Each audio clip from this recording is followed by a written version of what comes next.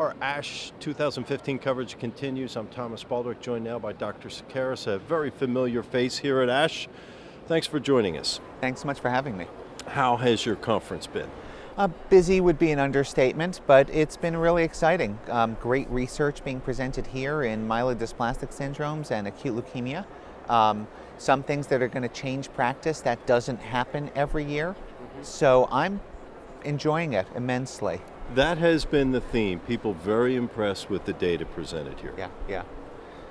Let's talk about yours. You've got a phase 2 study, a combination of azacitidine.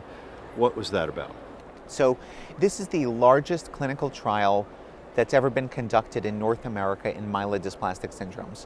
What we did is we examined patients who had higher risk myelodysplastic syndrome, and we randomized them to one of three treatments. The first treatment was the drug azacitidine. This is considered the standard first-line therapy in patients who have higher risk MDS.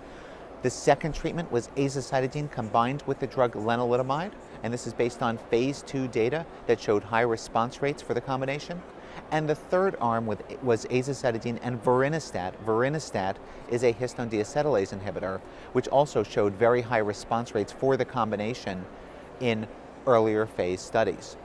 We then powered this study to look at overall response rate, and we enrolled a total of 277 patients in approximately 2 years. So it was a very rapidly accruing study within the United States and Canada. So big study, aggressive plans. What was your goal?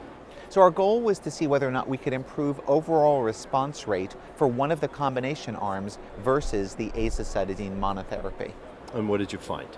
Well, what we found is that although numerically we improved the overall response rate for patients who received azacitidine and lenalidomide with an overall response rate of 49% versus 38% for azacitidine alone, it didn't reach statistical significance with a p-value of 0.16.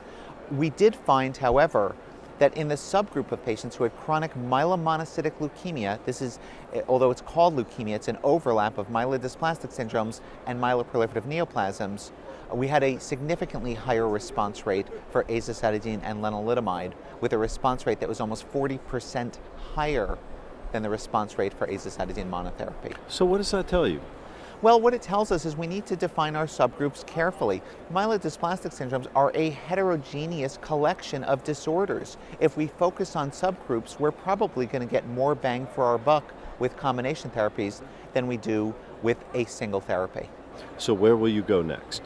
Well, it's an interesting question, actually. One of the things we have to decide is whether combination therapies can be given in a broad general setting the way they have, or whether single institutions with a particular expertise in myelodysplastic syndrome are better suited to giving these combinations. And the reason is that we saw significantly higher rates of dose reduction that weren't specified by the protocol for the combinations versus the azacitidine monotherapy. Clearly, docs were very comfortable giving the azacitidine as a single drug, probably not as comfortable giving the combination.